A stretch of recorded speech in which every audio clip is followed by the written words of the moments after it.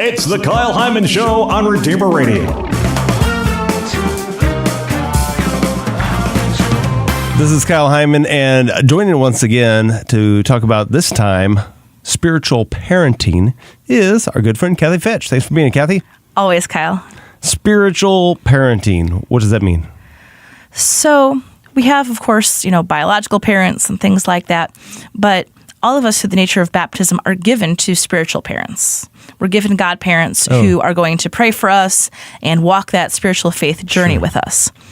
But spiritual parenthood is so much more, and we are all called to it, whether or not we have godchildren in our lives and things like that. And so I'd love to talk with you a little bit more about what spiritual parenting is and how you can be more present as a spiritual parent to godchildren and things like that. But then also building those spiritual parent relationships with the other young people in your lives. Okay. So, of course, we have these natural set roles that the church gives us because we have godparents, we have confirmation sponsors, we have RCIA sponsors. Well, by nature of that role, that person is taking on responsibility to walk the faith journey, to inspire and be there with and for that young person. And then, of course, we have professionals in a parish setting. And by nature of our jobs, we're called to spiritual parenthood. And so our priests, our deacons, our DREs, our youth ministers, our school principals, all of us are called to be spiritual parents to these young people that we serve and work with on a daily basis. Mm-hmm. And so that means we're called to pray for them, to pray with them, to encourage them in living out the faith, to call them to healthy standards of living when their maybe morals are drawing them away from the church or drawing them away from what God wants. Mm-hmm. And those are all important relationships. But really, what can happen over time in parish life, I've talked a lot lately about getting more involved and connected and building relationships in parishes. Part of that relationship can be the adoption of other spiritual children in your life. So, for example, I was at Mass shortly before Advent. It was during Advent, sorry. But I was at a daily Mass, and I was there with my friend and her 6 children. And my godchild was very interested in my little Advent blue book. And so I ended up giving her mine and letting her doodle in it during Mass, and then I got myself another one. Well, her 5-year-old brother saw this, and he said, "Would you get me one too?" And I said, "Absolutely." Because this child is, maybe I have a different role in his life because I'm not a named godparent, but he's still important to me. I said, "Absolutely." So we put in a donation. I got the 5-year-old his Advent blue book. And he had seen where we were writing in our Advent commitments in the beginning. And he goes, "Will you help me write in it and do my important Advent things?" And I said, "Yes, I will." And so we sat down and talked about who he wanted to pray for during Advent. Wow. And in this case, with this child, it was his deceased grandparent. He wanted to pray for the soul of this deceased grandparent who died a couple of years ago. And so it's just something that happened organically. He saw what I was giving one, and he was wanting that. And at 5, was able to voice to me, "Hey, I want that too. I need that too." Mm-hmm. And luckily, I was aware enough to say, "Okay, doesn't matter who this child is. It could have been a stranger in the pew. It happened to be one of my best friend's children. But I was going to give to him what he spiritually needed just as much as I was to my godchild." Yeah. And so if we look for these moments, they arise. And so for me as a DRE, they happen a lot because my classes are on Sunday morning with my students. And so from 10 to 11:15, we're all in religious education together. And the majority of our families, just for convenience, go to our 11:30 Mass because it's right after. And so I often see my parents at Mass, and I get a sense of who maybe is struggling because I see my single parents there who are managing 2, 3, or 4 kids, or I see my parents who have kids with special needs, or my kids who just are not even have a diagnosis, but are just the wiggly, antsy type and are really having a hard time. And so to me, yes, it's because of my profession, but I also just feel called to be of service and to help these kids and these families. And so one of my young people in my life is a student named Melody, and Melody was just having a hard time getting along with her mom one Sunday, and I just said on the way up to Mass, "Well, do you want to sit with Mom or do you want to sit with me?" Oh, well, now all of a sudden we have a choice. And so what ended up happening was this child ended up sitting with me, and this family is Hispanic. And after a short time, the mother came to me and said, "We really would like you to be a godparent for her first communion." Now, that's a thing that's very common in Hispanic cultures and not as common, if it's common at all, in this country. Okay. I don't have my parents name a godparent for First Communion. Sure. And so I sat down with the mother and I said, well, I've worked with a lot of Hispanic families and I know what this can sometimes mean for families, and this is one of my students. What are you seeking in naming a godparent for First Communion for your daughter? And she said she just needs someone else to love her. This is a child with just a very difficult circumstance in life, and the family said she just needs additional love and support. Done. I can do that.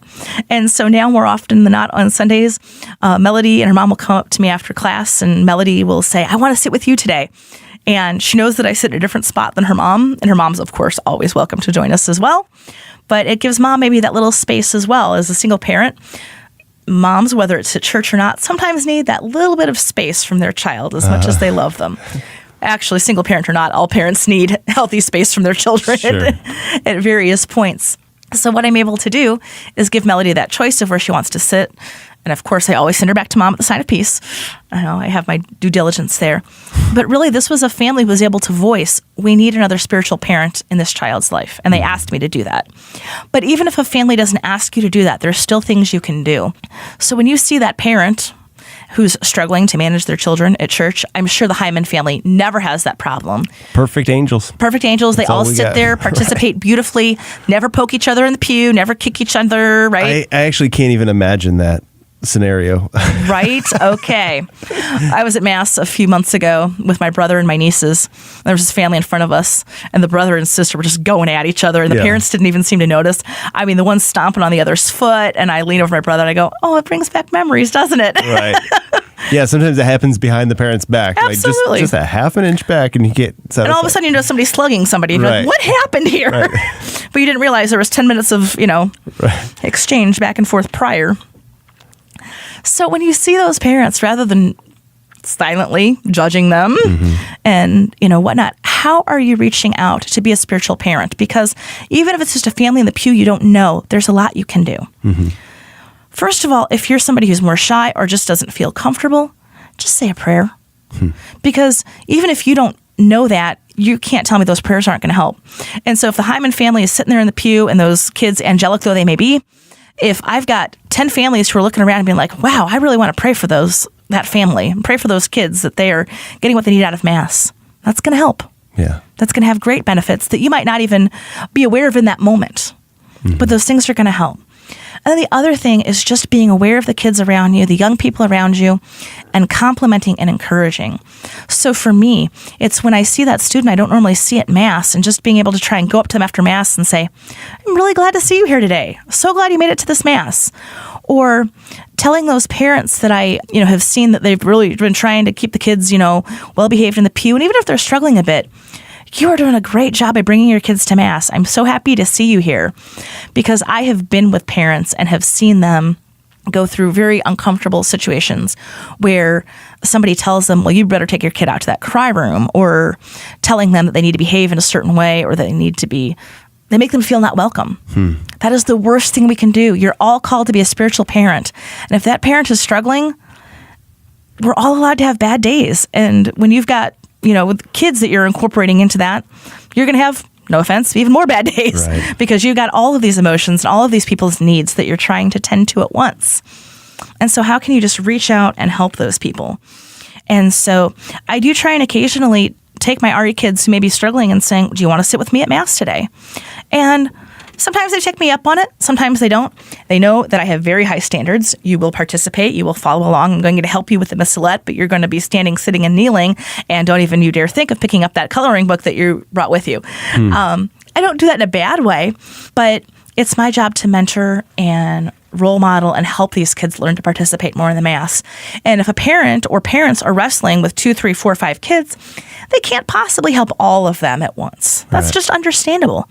And so if I can occasionally help that one child to just get a little more out of the Mass, so that the next time they're with their parents, they have a little more insight of what to do, or maybe a little more focus, I feel I've given them a great gift. But you don't have to be a parish staff member or a DRE or whatever to do these things. It's just as simple as reaching out.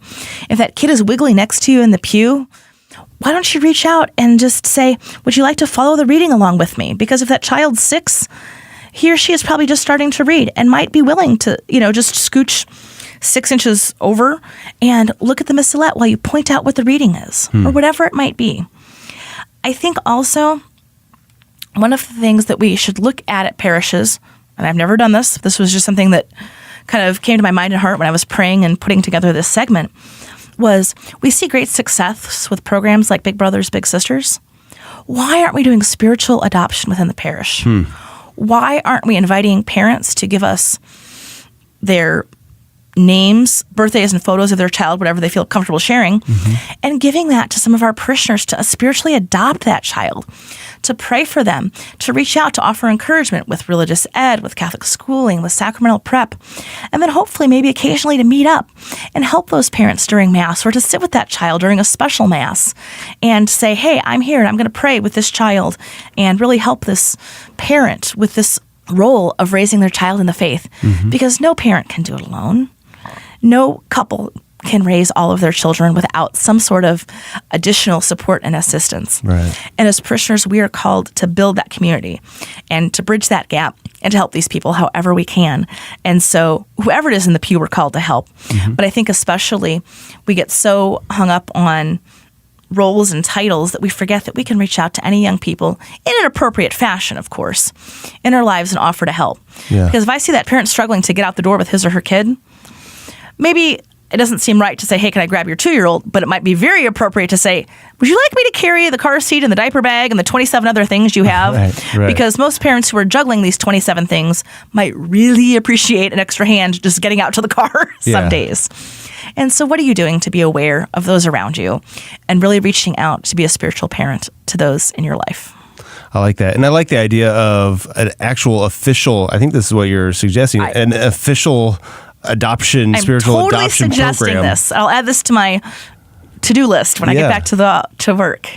Yeah, I think that's a great idea. And it's optional, Yeah, not everybody has to do it, but it could be a great resource and helps build that community, especially connecting people that might not know each other that well. Right. Which there could be some uncomfortable situations there where you're like, I don't necessarily want you going over to their house yet. No, you've got to navigate it appropriately and have it in a safe parish setting and things like that. To be able to meet up at special events and to have somebody praying for you and be able to exchange prayer intentions or maybe even cards and letters, whatever's and photos appropriate or whatever. And I think too it just fosters this general sense of family and vocation.